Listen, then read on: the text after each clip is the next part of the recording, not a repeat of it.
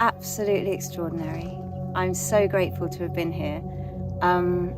On every level, I think that the space holding was just incredible, and the way that it allowed us all to open up and to be so vulnerable and to really allow everything to arise and release that needed to come out was just incredible, and lots of fun as well, lots of laughing as well. And we got to try lots of different techniques. So I actually tried some things I hadn't tried before and found some new places where the breath went into the body and the way that it worked in the body.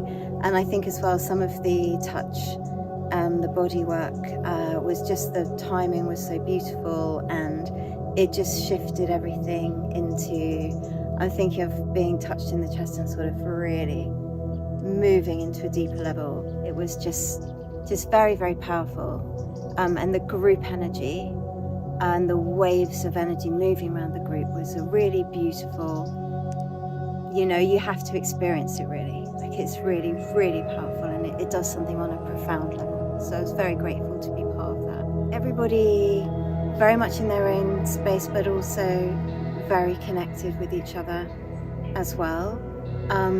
Beautiful balance between talking and silence and group activity and time to reflect, and incredible place where we are here.